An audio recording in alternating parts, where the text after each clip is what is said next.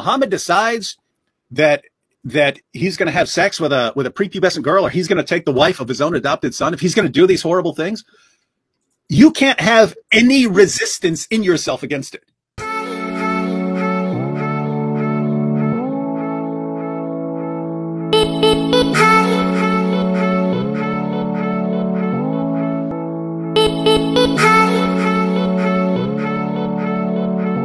Once again, beloved, I greet you and I welcome you to u.s.a Media. My name is Boachi Stephen, and you know for sure that whenever I get in my seat here about dismantling those several assertions that has been made against Christianity since time immemorial. Well, today I'm going to react on the program that went on between David Wood and the apostate prophet, or we get to be discussing Muhammad. Muslims will tell you that they practice monotheism, or they are monotheistic, and that there is only one God they worship, and they will tell Christians that we worship multiple gods, we are tritheistic. Whenever we mention that Jesus Christ is God, the Holy Spirit is God, and as well the Father is God, you get it? So they will be like, if we ever do this calculation fancy, we are combining we multiplying the Father, the Son, and the Holy Spirit to make one. Seriously, they see that to be error because we don't know mathematics.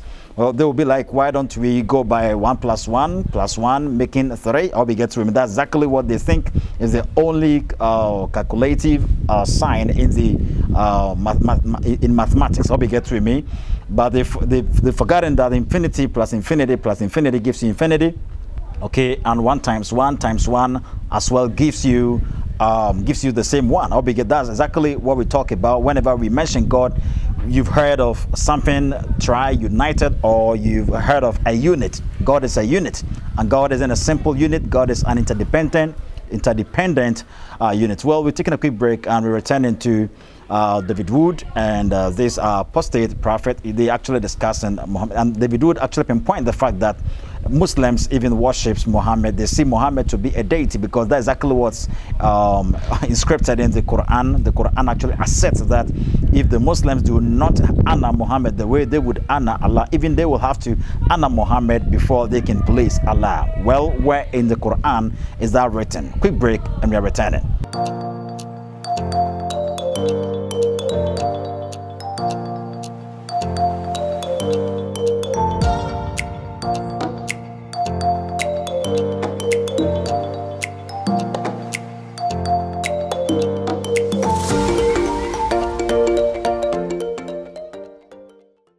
Welcome back, beloved. May God richly bless you for waiting for us. Quickly, let me take you to Skin Code Cosmetics. If you would want to get any product that can help eradicate dark spots in your skin, if you fighting with any epidemic disease, if you have any pimples or rashes or any boils in your skin, or emerging any in any area of your skin, seriously, Skin Code Cosmetics is available for you wheresoever you are. Delivery services are available, and they're actually going to deliver these products to doorsteps anywhere around the world. So quickly, let's go to David Wood. I've actually reacted on this program before, but I wanted to emphasize stuff. That's why we are running the same program again. Islam is just the religion of submission to Allah, right? That's what we're told. It's just pure monotheism, right? Well, guess what, ladies and gentlemen? Pure monotheism is just monotheism. That's what it is. It's generic monotheism, belief in one God. So why would I need Islam? What would I need Islam for? Well, yeah. Islam is the religion of submission to the one God. Well, you know, Jews and Christians would be cool with that. We all want to submit to God. How does one go about submitting to the one true God according to Islam? Surah 4, verse 65 of the Quran. They have no faith until they make you, Muhammad, judge in all disputes between them and find in themselves no resistance against your decisions and accept them with full submission. You can only, so this is, keep in mind, what's hilarious is this is Muhammad coming out with this revelation, right? So Muhammad actually steps out one day and says, ladies and gentlemen, I just got a revelation. The Lord has spoken to me, and he told me that the only way you can submit to him, the great God Allah, on high, is to do everything I say every day and never to question anything I say, no matter how stupid and ridiculous it seems to you, no matter how disgusting and perverted it may sound to everyone with a human conscience. No matter what it sounds like, you have to submit fully to me, and that is the only way that you can submit to the one true God. He had to actually step out and say this as a revelation, that the only way you can submit to God is by mindlessly accepting everything he says and having no resistance against his decisions, right? If Muhammad decides that he's going to have sex with a prepubescent girl, or he's going to take the wife of his own adopted son, if he's going to do these horrible things, you can't have any resistance in yourself against it. You can have zero resistance against that. If you think, actually, I think this is messed up, you're not a real Muslim according to the Quran. Yeah. And so it just all goes back to this. This is the most man-centered religion I can think of. You can only submit to God by doing everything mindlessly that this man says, believing everything he says without question, and having no resistance against anything that he does or says. And there's another verse that I think about when this comes up, which is chapter 33, verse 36. Yep, you didn't just mention that, did you? No, I did 465, 33, 36. Yeah. What's crazy is 33, 36. That's the context of that chapter. I mean, that's where you have Muhammad's relationship with Zainab and Allah telling him he has to do that. That's where he has to, Allah abolishes adoption in order to justify Muhammad's relationship with the wife of his own adopted son. That's where Muhammad gets the special revelation that even though other Muslims can only have 4 wives, he gets more. That's where you have all these perverted and other things were in there before Aisha's sheep mysteriously took out the verses on breastfeeding an adult.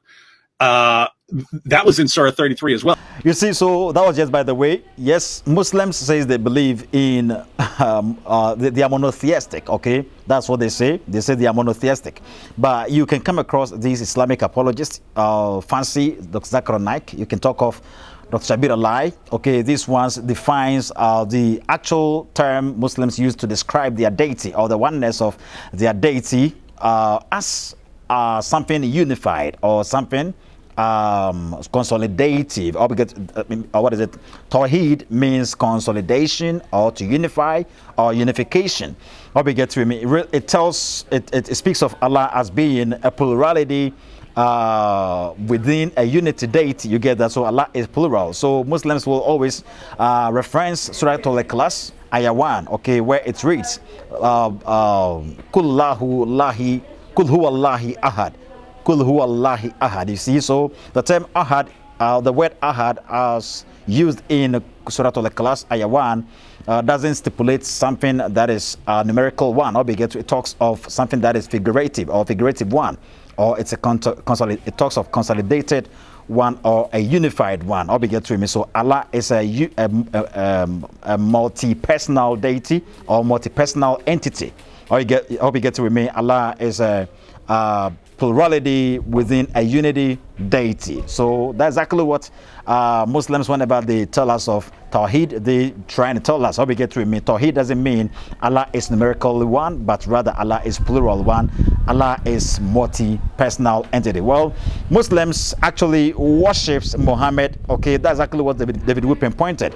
He read to our hearing, that was Quran chapter 4, that's Surah An-Nisa, ayah 65. Okay, the Quran reads like, Fala wa rabbika la minuna hata yuhakimuka fima shajara binahum summa la yajidu fi anfusihim harajam mimma kadaita wa yusallimu taslima. You get that? So indeed, by your Lord, they will not believe till they make you a judge in their disputes and find no constraint in their minds about your decisions and accept them with full acquiescence. You get that? So according to the Quran, Muslims are not Muslims. You are not a believer unless you take Muhammad as your ruler, unless you adhere to the words of Muhammad,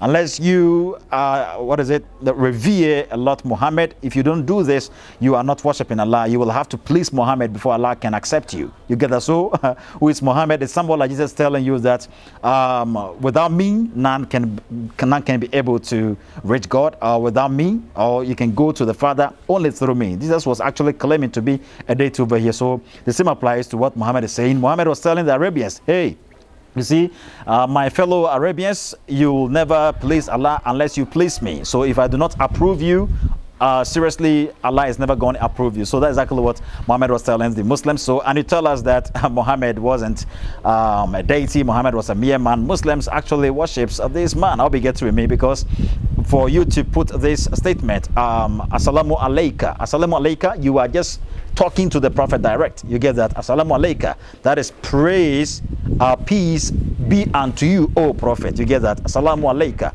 Peace be unto you, O Prophet. Meaning you are directing it to Muhammad himself. You are talking to him. You are praying to him. I'll be get to me. So that is it. We ended up here, and surely we continue some other time. Make sure to like the program, subscribe to the channel. Make sure to drop your comment under the comment section, and help us in sharing the program to all your loved ones. May God bless you. We're meeting up here once again. Bye-bye.